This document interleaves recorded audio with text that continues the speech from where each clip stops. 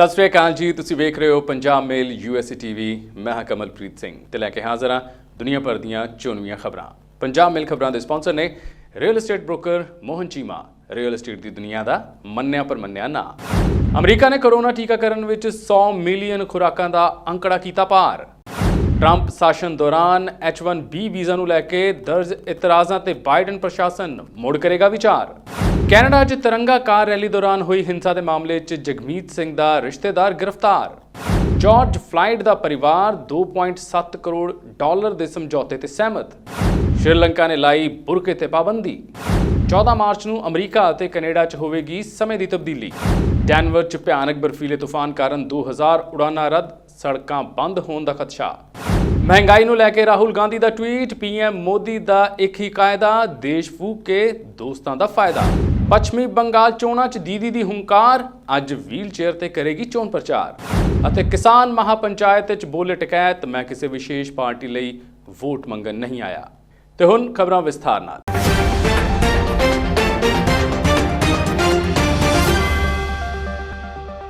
America ਵਿੱਚ ਸਰਕਾਰ corona virus ਟੀਕੇ ਨੂੰ ਜ਼ਿਆਦਾਤਰ ਦੇਸ਼ ਵਾਸੀਆਂ ਤੱਕ ਪਹੁੰਚਾਉਣ ਲਈ ਹਰ ਸੰਭਵ ਯਤਨ ਕਰ ਰਹੀ ਹੈ। ਟੀਕਾਕਰਨ ਮੁਹਿੰਮ ਦੇ ਸੰਬੰਧ ਵਿੱਚ ਰੋਗ ਨਿਯੰਤਰਣ ਅਤੇ ਰੋਕਥਾਮ ਕੇਂਦਰ ਵੱਲੋਂ ਸ਼ੁੱਕਰਵਾਰ ਨੂੰ ਜਾਰੀ ਕੀਤੇ ਗਏ ਅੰਕੜਿਆਂ ਅਨੁਸਾਰ ਅਮਰੀਕਾ ਹੁਣ ਕੋਵਿਡ-19 ਟੀਕੇ ਦੀਆਂ 101.1 ਮਿਲੀਅਨ ਖੁਰਾਕਾਂ ਨੂੰ ਲਗਾ ਚੁੱਕਾ ਹੈ। ਅੰਕੜਿਆਂ ਅਨੁਸਾਰ 35 ਮਿਲੀਅਨ ਤੋਂ ਵੱਧ ਅਮਰੀਕੀ ਲੋਕ ਟੀਕੇ ਦੀਆਂ ਦੋਵੇਂ ਖੁਰਾਕਾਂ ਲਗਵਾ ਚੁੱਕੇ ਹਨ, ਜੋ ਕਿ ਦੇਸ਼ ਦੀ ਕੁੱਲ ਆਬਾਦੀ ਦਾ 10.5% ਹੈ ਅਤੇ ਲਗਭਗ 66 ਮਿਲੀਅਨ ਜਾਂ ਕੁੱਲ ਆਬਾਦੀ ਦੇ 20% ਲੋਕਾਂ ਦੇ ਟੀਕੇ ਦੀ ਘੱਟੋ-ਘੱਟ ਇੱਕ ਖੁਰਾਕ ਪ੍ਰਾਪਤ ਕੀਤੀ ਹੈ। ਇਸ ਦੇ ਇਲਾਵਾ 65 ਸਾਲ ਜਾਂ ਇਸ ਤੋਂ ਵੱਧ ਉਮਰ ਦੇ ਲਗਭਗ 1/3 ਅਮਰੀਕੀ ਪੂਰੀ ਤਰ੍ਹਾਂ ਟੀਕੇ ਲਗਵਾ ਚੁੱਕੇ ਹਨ। ਜੌਨਸ ਹੌਪਕਿੰਸ ਯੂਨੀਵਰਸਿਟੀ ਦੁਆਰਾ ਇਕੱਤਰ ਕੀਤੇ ਅੰਕੜਿਆਂ ਅਨੁਸਾਰ ਦੇਸ਼ ਵਿਆਪੀ ਰੋਲ ਆਊਟ ਵਿੱਚ ਪਹਿਲਾ ਸ਼ਾਟ 14 ਦਸੰਬਰ ਨੂੰ ਦਿੱਤਾ ਗਿਆ ਸੀ। ਅਮਰੀਕਾ ਵਿੱਚ ਦੁਨੀਆ ਦੇ ਕਿਸੇ ਵੀ ਦੇਸ਼ ਨਾਲੋਂ ਜ਼ਿਆਦਾ ਖੁਰਾਕਾਂ ਦਾ ਪ੍ਰਬੰਧਨ ਕੀਤਾ ਗਿਆ ਹੈ। ਹਾਲਾਂਕਿ ਕਈ ਛੋਟੇ ਦੇਸ਼ਾਂ ਨੇ ਆਬਾਦੀ ਦੇ ਅਨੁਸਾਰ ਟੀਕੇ ਦੇ ਵੱਧ ਅਨੁਪਾਤ ਨੂੰ ਲਗਾਇਆ ਹੈ। ਬਾਈਡਨ ਪ੍ਰਸ਼ਾਸਨ ਦਾ ਅਨੁਮਾਨ ਹੈ ਕਿ ਮਈ ਤੱਕ ਹਰ ਬਾਲਗ ਲਈ ਟੀਕੇ ਦੀਆਂ ਖੁਰਾਕਾਂ ਉਪਲਬਧ ਹੋਣਗੀਆਂ। ਕਿਸ਼ੋਰਾਂ ਅਤੇ ਬੱਚਿਆਂ ਵਿੱਚ ਟੀਕਾਕਰਨ ਸੰਬੰਧੀ ਕਲੀਨਿਕਲ ਅਜ਼ਮਾਇਸ਼ 2022 ਦੇ ਸ਼ੁਰੂ ਵਿੱਚ ਟੀਕੇ ਲਗਾਉਣ ਦਾ ਰਾਹ ਸਾਫ਼ ਕਰ ਸਕਦੀ ਹੈ। ਰਾਜ ਅਤੇ ਫੈਡਰਲ ਅਧਿਕਾਰੀਆਂ ਦਾ ਕਹਿਣਾ ਹੈ ਕਿ ਟੀਕਿਆਂ ਦੀ ਸਪਲਾਈ ਵਿੱਚ ਆਉਣ ਵਾਲਾ ਵਾਧਾ ਟੀਕਾਕਰਨ ਮੁਹਿੰਮ ਨੂੰ ਵਧਾਉਣ ਵਿੱਚ ਸਭ ਤੋਂ ਵੱਡੀ ਰੁਕਾਵਟ ਦੂਰ ਕਰੇਗਾ। ਅਧਿਕਾਰੀਆਂ ਅਨੁਸਾਰ ਟੀਕਾਕਰਨ ਮੁਹਿੰਮ ਵਿੱਚ ਇੱਕ ਦਿਨ ਵਿੱਚ ਔਸਤਨ 2 ਮਿਲੀਅਨ ਤੋਂ ਵੱਧ ਖੁਰਾਕਾਂ ਦਿੱਤੀਆਂ ਜਾ ਰਹੀਆਂ ਹਨ। ਅਮਰੀਕਾ ਦੇ ਬਾਈਡਨ ਪ੍ਰਸ਼ਾਸਨ ਨੇ ਕਿਹਾ ਕਿ ਉਹ ਪਿਛਲੇ ਟਰੰਪ ਪ੍ਰਸ਼ਾਸਨ ਵੱਲੋਂ ਜਾਰੀ 3 ਨੀਤੀਗਤ ਸਰਕੂਲਰਾਂ ਨਾਲ ਵਿਦੇਸ਼ੀ ਕਾਮਿਆਂ ਦੇ ਵੀਜ਼ਾ ਜਿਵੇਂ H1B ਅਤੇ ਪ੍ਰਤੀਕੂਲ ਫੈਸਲਿਆਂ ਅਤੇ ਇਤਰਾਜ਼ਾਂ ਨੂੰ ਲੈ ਕੇ ਮੁੜ ਵਿਚਾਰ ਕਰੇਗਾ। ਤਿੰਨਾਂ ਨੀਤੀਗਤ ਸਰਕੂਲਰਾਂ ਨੂੰ ਵਾਪਸ ਲੈ ਲਿਆ ਗਿਆ ਹੈ। ਬਾਈਡਨ ਪ੍ਰਸ਼ਾਸਨ ਦੇ ਇਸ ਕਦਮ ਨਾਲ ਵੱਡੀ ਗਿਣਤੀ ਵਿੱਚ ਭਾਰਤੀ IT ਪੇਸ਼ੇਵਰਾਂ ਨੂੰ ਰਾਹਤ ਮਿਲੇਗੀ, ਜੋ ਪਿਛਲੇ ਟਰੰਪ ਪ੍ਰਸ਼ਾਸਨ ਵੱਲੋਂ ਜਾਰੀ ਵੱਖ-ਵੱਖ ਨੀਤੀਆਂ ਅਤੇ ਪ੍ਰਚਾਰਕਾਂ ਤੋਂ ਗੈਰ ਇਮੀਗ੍ਰੇਸ਼ਨ ਵਰਕ ਵੀਜ਼ਾ, ਖਾਸ ਕਰਕੇ H1B ਵੀਜ਼ਾ ਤੇ ਮੁਸ਼ਕਲ ਦਾ ਸਾਹਮਣਾ ਕਰ ਰਹੇ ਸਨ।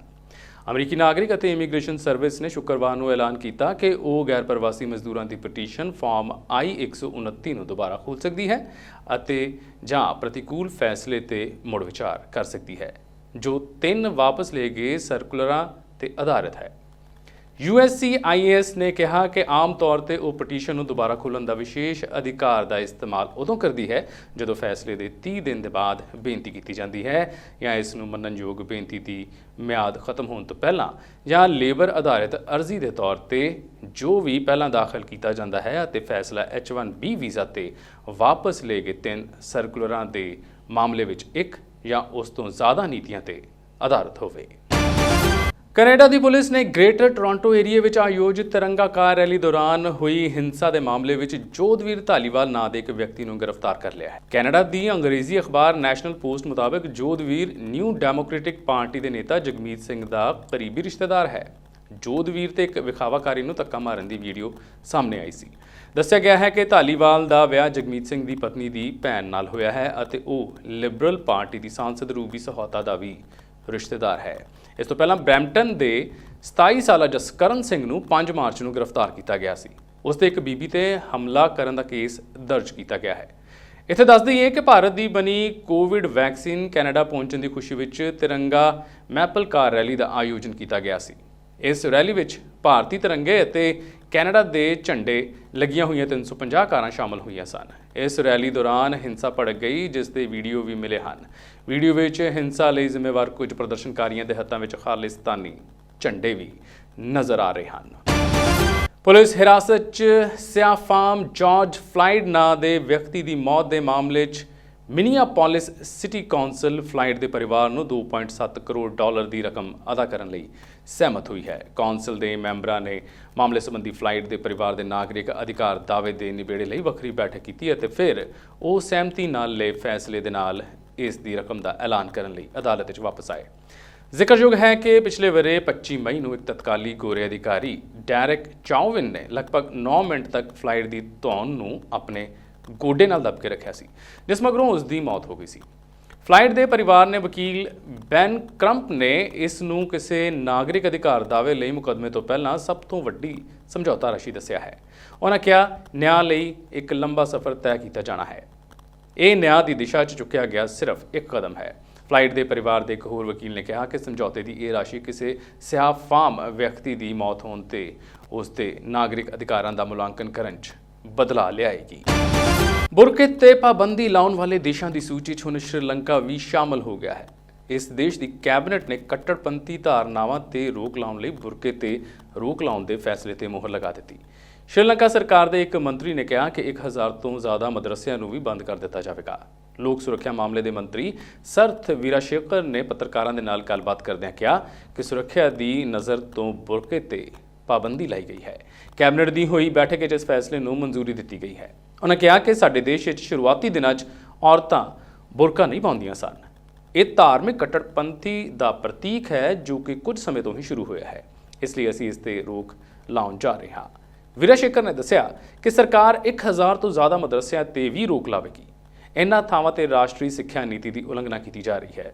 ਜ਼ਿਕਰਯੋਗ ਹੈ ਕਿ ਅਪ੍ਰੈਲ 2019 'ਚ ਬੁੱਧ ਧਰਮ ਨੂੰ ਮੰਨਣ ਵਾਲੇ ਸ਼੍ਰੀਲੰਕਾ 'ਚ ਚਰਚ ਤੇ ਹੋਟਲਾਂ ਨੂੰ ਨਿਸ਼ਾਨਾ ਬਣਾ ਕੇ ਅੱਤਵਾਦੀ ਹਮਲੇ ਹੋਏ ਸਨ। ਇਸ ਵਿੱਚ 250 ਤੋਂ ਜ਼ਿਆਦਾ ਲੋਕਾਂ ਦੀ ਜਾਨ ਚਲੀ ਗਈ ਸੀ।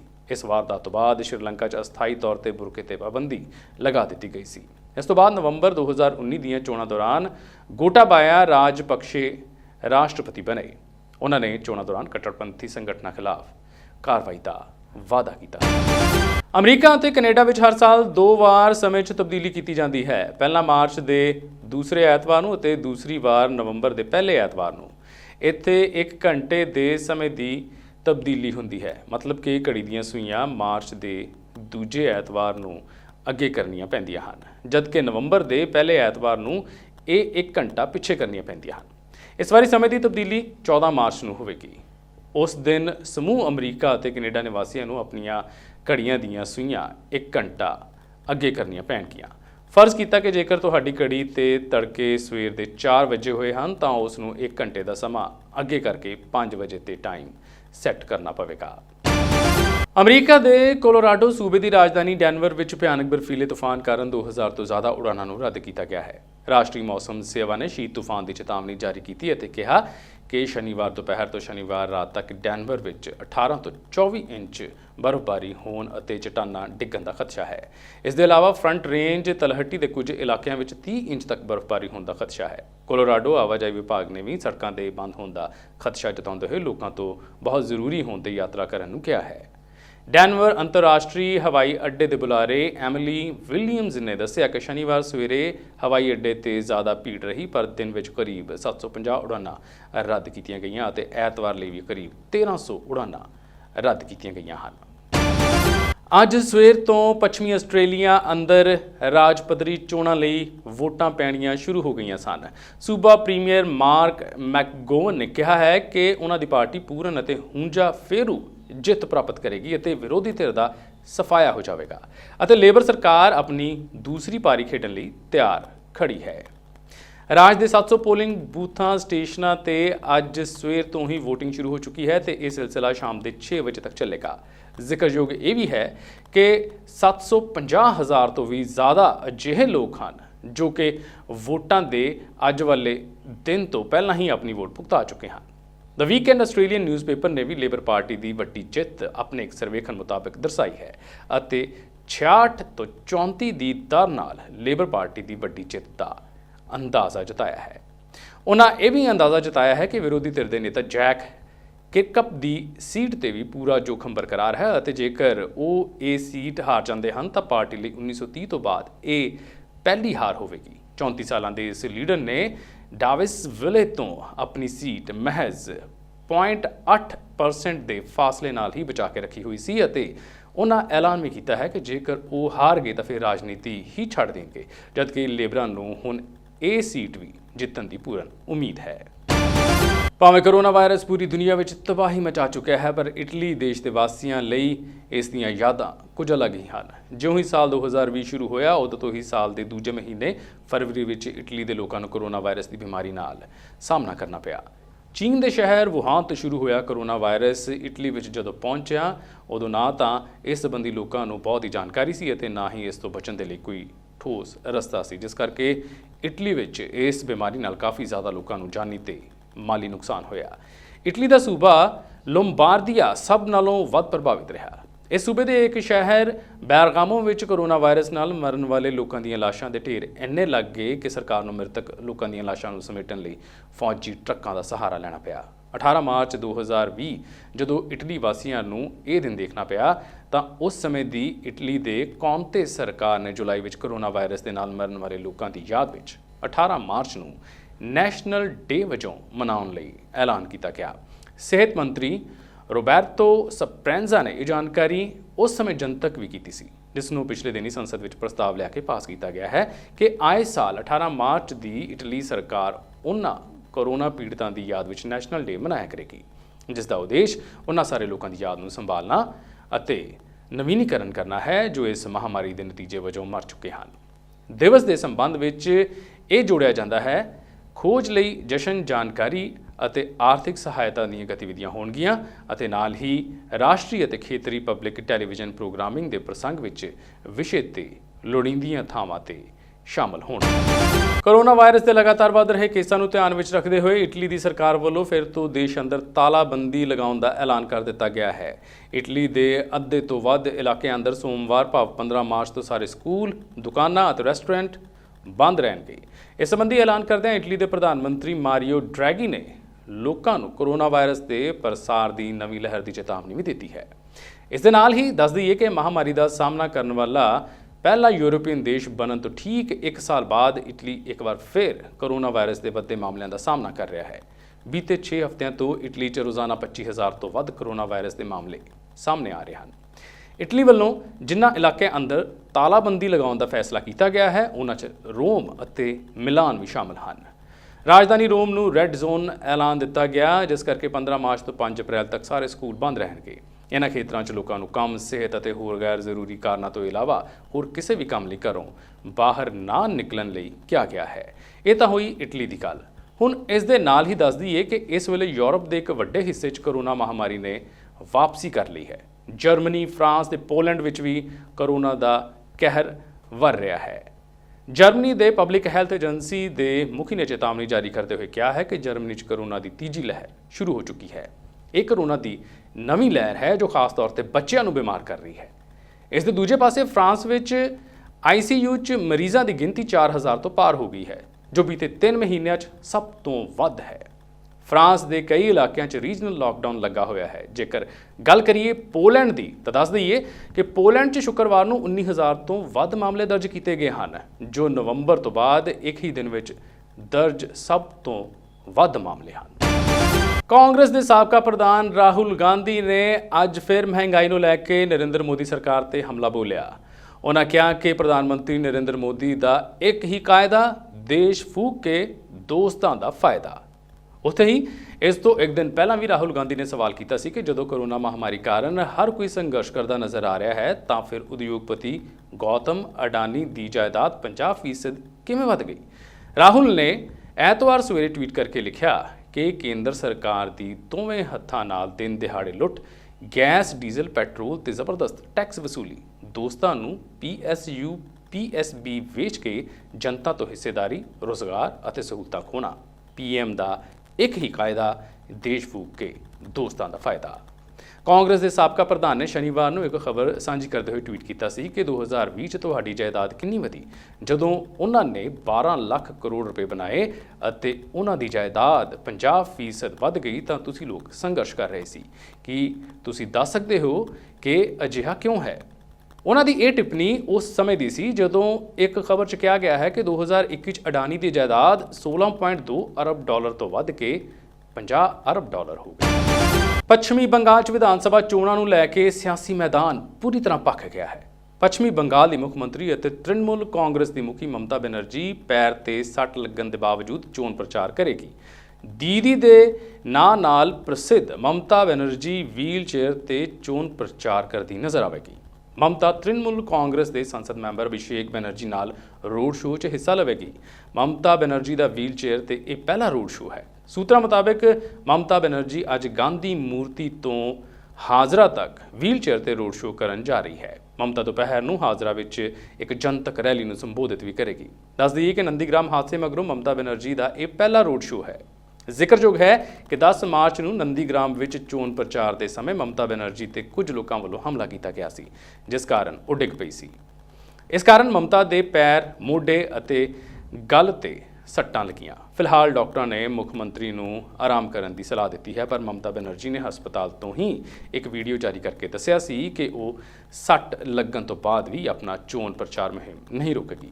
ਇਸ ਤੋਂ ਇਲਾਵਾ ਤ੍ਰਿਣਮੂਲ ਕਾਂਗਰਸ ਨੇ ਅੱਜ ਆਪਣੇ ਪ੍ਰੋਗਰਾਮ ਵਿੱਚ ਬਦਲਾਅ ਵੀ ਕੀਤਾ ਹੈ। ਦਰਅਸਲ ਪਾਰਟੀ ਵੱਲੋਂ ਅੱਜ ਆਪਣਾ ਚੋਣ ਮਨੋਰਥ ਪੱਤਰ ਜਾਰੀ ਕੀਤਾ ਜਾਣਾ ਸੀ, ਪਰ ਹਾਲ ਹੀ ਵਿੱਚ ਮਿਲੀ ਜਾਣਕਾਰੀ ਮੁਤਾਬਕ ਪਾਰਟੀ ਵੱਲੋਂ ਅੱਜ ਚੋਣ ਮਨੋਰਥ ਪੱਤਰ ਜਾਰੀ ਨਹੀਂ ਕੀਤਾ ਜਾਵੇਗਾ। ਇਸ ਸੰਬੰਧੀ ਅਗਲੀ ਤਾਰੀਖ ਦਾ ਐਲਾਨ ਬਾਅਦ ਵਿੱਚ ਕੀਤਾ ਜਾਵੇਗਾ। ਸੰਯੁਕਤ ਕਿਸਾਨ ਮੋਰਚਾ ਦੀ ਅਪੀਲ ਤੇ ਕਿਸਾਨਾਂ ਨੇ ਸ਼ਨੀਵਾਰ ਨੂੰ ਕੋਲਕਾਤਾ ਅਤੇ ਨੰਦੀਗ੍ਰਾਮ 'ਚ ਮਹਾਪੰਚਾਇਤਾਂ ਨੂੰ ਆਯੋਜਨ ਕੀਤਾ ਅਤੇ ਲੋਕਾਂ ਤੋਂ ਪੱਛਮੀ ਬੰਗਾਲ ਵਿੱਚ ਆਉਣ ਵਾਲੀਆਂ ਵਿਧਾਨ ਸਭਾ ਚੋਣਾਂ 'ਚ ਭਾਜਪਾ ਨੂੰ ਵੋਟ ਨਹੀਂ ਦੇਣ ਦੀ ਅਪੀਲ ਕੀਤੀ। ਨੰਦੀਗ੍ਰਾਮ ਤੋਂ ਮੁੱਖ ਮੰਤਰੀ ਮਮਤਾ ਬੈਨਰਜੀ ਚੋਣ ਲੜ ਰਹੀ ਹੈ। ਕਿਸਾਨ ਆਗੂ ਅਤੇ ਭਾਰਤੀ ਕਿਸਾਨ ਯੂਨੀਅਨ ਦੇ ਮੁਖੀ ਰਾਕੇਸ਼ ਟਕੈਤ ਮਹਾਪੰਚਾਇਤ 'ਚ ਸ਼ਾਮਲ ਹੋਣ ਲਈ ਦਿਨ 'ਚ ਸੂਬੇ ਪਹੁੰਚੇ। ਤ੍ਰਿਣਮੂਲ ਕਾਂਗਰਸ ਦੀ ਸੰਸਦ ਮੈਂਬਰ ਡੋਲਾ ਸੇਨ ਨੇ ਹਵਾਈ ਅੱਡੇ ਤੇ ਟਕੈਤ ਦਾ ਸਵਾਗਤ ਕੀਤਾ। ਇਸ ਤੋਂ ਬਾਅਦ ਟਕੈਤ ਨੇ ਸ਼ਹਿਰ 'ਚ ਅਤੇ ਪੂਰਬੀ ਮੇਦਨੀਪੁਰ ਜ਼ਿਲ੍ਹੇ ਦੇ ਨੰਦੀਗ੍ਰਾਮ 'ਚ ਸਮਾਜਿਕ ਵਰਕਰ ਮੇਧਾ ਪਾਟਕਰ ਨਾਲ ਕਿਸਾਨਾਂ ਨੂੰ ਸੰਬੋਧਨ ਕੀਤਾ। ਟਕੈਤ ਨੇ ਦੋਸ਼ ਲਗਾਇਆ ਕਿ ਕੇਂਦਰ 'ਚ ਭਾਜਪਾ ਦੀ ਅਗਵਾਈ ਵਾਲੀ ਸਰਕਾਰ ਕਿਸਾਨਾਂ ਅਤੇ ਉਹਨਾਂ ਦੇ ਅੰਦੋਲਨ ਦੀ ਰੀੜ ਤੋੜਨ ਤੇ ਉਤਾਰੂ ਹੈ। ਉਹਨਾਂ ਕਿਹਾ ਕਿ ਇਹ ਜਨ ਵਿਰੋਧੀ ਸਰਕਾਰ ਹੈ। ਉਹਨਾਂ ਕਿਹਾ ਭਾਜਪਾ ਨੂੰ ਵੋਟ ਨਾ ਦੇਣਾ। ਜੇਕਰ ਉਹਨਾਂ ਨੂੰ ਵੋਟ ਦਿੱਤਾ ਗਿਆ ਤਾਂ ਉਹ ਤੁਹਾਡੀ ਜ਼ਮੀਨ ਵੱਡੇ ਕਾਰਪੋਰੇਟਸ ਅਤੇ ਉਦਯੋਗਾਂ ਨੂੰ ਦੇ ਦੇਣਗੇ ਅਤੇ ਤੁਹਾਨੂੰ ਭੂਮੀਹੀਨ ਬਣਾ ਦੇਣਗੇ। ਉਹ ਤੁਹਾਡੀ ਰੋਜ਼ੀ ਰੋਟੀ ਦਾਅ 'ਤੇ ਲਗਾ ਕੇ ਦੇਸ਼ ਦੇ ਵੱਡੇ ਉਦਯੋਗਪਤੀ ਸਮੂਹਾਂ ਨੂੰ ਜ਼ਮੀਨ ਸੌਂਪ ਦੇਣਗੇ ਅਤੇ ਤੁਹਾਨੂੰ ਖਤਰੇ 'ਚ ਪਾ ਦੇਣਗੇ। ਟਕੈਤ ਨੇ ਭਾਜਪਾ ਨੂੰ ਧੋਖੇਬਾਜ਼ਾਂ ਦੀ ਪਾਰਟੀ ਕਹਿੰਦੇ ਹੋਏ ਕਿਹਾ ਕਿ ਅਸੀਂ ਭਾਜਪਾ ਦਾ ਵਿਰੋਧ ਕਰਨ ਵਾਲਿਆਂ ਅਤੇ ਕਿਸਾਨਾਂ ਤੇ ਗਰੀਬਾਂ ਦੇ ਨਾਲ ਖੜੇ ਹੋਣ ਵਾਲਿਆਂ ਦੇ ਪਾਲੇ 'ਚ ਰਹਾਂਗੇ। ਉਹਨਾਂ ਨੇ ਸਪਸ਼ਟ ਕੀਤਾ ਕਿ ਬੰਗਾਲ ਵਿੱਚ ਕਿਸਾਨ ਮਹਾਪੰਚਾਇਤ ਦਾ ਮਤਲਬ ਸੂਬੇ 'ਚ ਕਿਸੇ ਵਿਸ਼ੇਸ਼ ਗੈਰ ਭਾਜਪਾ ਪਾਰਟੀ ਨੂੰ ਸਮਰਥਨ ਦੇਣਾ ਨਹੀਂ ਹੈ। ਉਹਨਾਂ ਕਿਹਾ, ਮੈਂ ਇੱਥੇ ਕਿਸੇ ਵਿਸ਼ੇਸ਼ ਪਾਰਟੀ ਲਈ ਵੋਟ ਮੰਗਣ ਲਈ ਨਹੀਂ ਆਇਆ ਹਾਂ।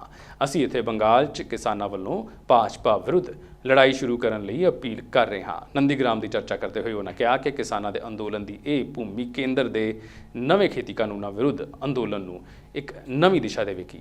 ਦਿੱਲੀ ਦੀਆਂ ਸਰਹੱਦਾਂ ਤੇ ਜਾਰੀ ਅੰਦੋਲਨ ਤੇ ਉਹਨਾਂ ਕਿਹਾ ਕਿ ਅੰਦੋਲਨਕਾਰੀ ਲੰਮੇ ਸਮੇਂ ਤੱਕ ਆਪਣਾ ਅੰਦੋਲਨ ਜਾਰੀ ਰੱਖਣ ਲਈ ਤਿਆਰ ਹਨ ਕਿਉਂਕਿ ਉਹਨਾਂ ਦਾ ਮਨੋਬਲ ਉੱਚਾ ਹੈ। ਤੇ ਸਨ ਹੁਣ ਤੱਕ ਦੀਆਂ ਦੁਨੀਆ ਭਰ ਦੀਆਂ ਚੋਣਵੀਆਂ ਖਬਰਾਂ। ਵਧੇਰੇ ਖਬਰਾਂ ਦੀ ਜਾਣਕਾਰੀ ਦੇ ਲਈ ਤੁਸੀਂ ਬਣੇ ਰਹੋ ਪੰਜਾਬ ਮੇਲ USA TV ਦੇ ਨਾਲ। ਧੰਨਵਾਦ।